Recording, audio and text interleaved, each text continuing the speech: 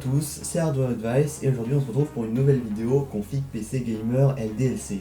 Aujourd'hui on va parler d'un PC plutôt entrée de gamme, donc aux alentours des 550€, 600€ pour les joueurs-joueuses qui veulent bénéficier du gaming à moindre coût.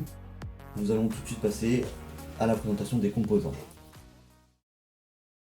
Pour le processeur, j'ai choisi le i3 10100F de la gamme F de chez Intel. Pourquoi la gamme F ? Car elle n'a pas de contrôleur graphique intégré, donc premièrement cela va nous permettre d'obtenir des meilleures performances en achetant une carte graphique séparée, et deuxièmement d'obtenir le processeur à moindre coût car la gamme F est moins chère dans l'ensemble. Donc ce processeur je l'ai choisi car il profite de bonnes fréquences, de 3,6 jusqu'à 4,3 GHz en boost, ce qui va nous permettre d'augmenter les performances en jeu, et si jamais vous souhaitez faire un petit peu d'applicatif, du Photoshop, de la conception par ordinateur, de la musique, tout ça, vous pourrez sans souci. Le processeur il a 4 cœurs physiques et 8 cœurs logiques, ce qui va vous permettre de faire un petit peu d'applicatif. Le processeur il a une TDP de 65 watts, c'est correct, pour ses performances c'est très bien, ça ne nécessitera pas un gros ventirad, on pourra garder le ventirad de stock d'Intel, et il est couplé à 6 mégabits de cache. Cependant, il n'est pas de la gamme K, du coup le coefficient multiplicateur n'est pas débloqué, on ne peut pas l'overclocker, c'est dommage, mais comme il a déjà des performances respectables de base, ça devrait suffire. Pour la carte mère, j'ai choisi la MSI B460MA Pro. Déjà, elle bénéficie du chipset B460 Express, qui offre un nombre plus élevé de ports USB et de ports SATA que le H410 Express. Elle est compatible 10e génération de processeur, de toute manière il le faut pour notre i3 10100F. Elle peut accueillir jusqu'à 7 ports USB 3.0, 6 ports USB 2.0.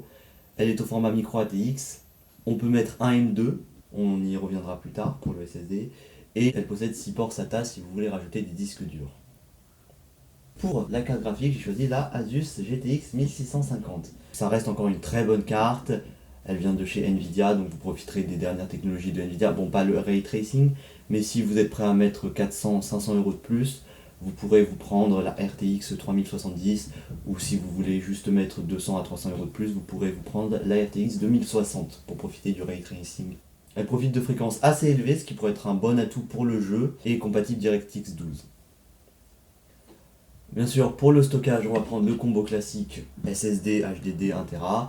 Donc on part sur un SSD en M2 pour avoir des taux de transfert plus élevés, donc le Kingston de 120Go. Et pour le HDD, on part sur le Seagate Barracuda de 1TB qui se branche avec la prise SATA. Bien sûr, pour faire fonctionner tout ça, il faut une alimentation. Donc nous allons prendre la Be Quiet System Power 9 comme alimentation. Elle est 400 watts, c'est suffisant, mais si vous comptez faire évoluer votre PC plus tard, il est peut-être utile de prendre une alimentation de 500, 550 voire 600 watts. Comme ça, vous n'aurez pas à la changer quand vous allez upgrade vos composants. Elle est certifiée 80 plus bronze, c'est le minimum aujourd'hui. Pour la RAM, j'ai choisi la RAM de chez Corsair, de la gamme Vengeance LPX Low Profile. La RAM est donc cadencée à 2666 MHz et nous avons pris une seule barrette de 8 Go. Pourquoi une seule barrette et pas deux barrettes de 4 Go en dual channel ? Parce que si jamais vous souhaitez faire évoluer le PC, ce sera plus facile de rajouter une deuxième barrette de 8 Go identique et comme ça vous profiterez de 16 Go. Et pour le boîtier, j'ai choisi le Zenman T6 qui a un boîtier moyen, ni trop petit ni trop grand. On peut facilement faire le cable management dessus. Par contre, il n'a pas un design incroyable. Si vous êtes prêt à mettre 10 ou 20€ de plus pour un meilleur boîtier, vous pouvez. Pas de RGB, rien, il n'est pas pimpé.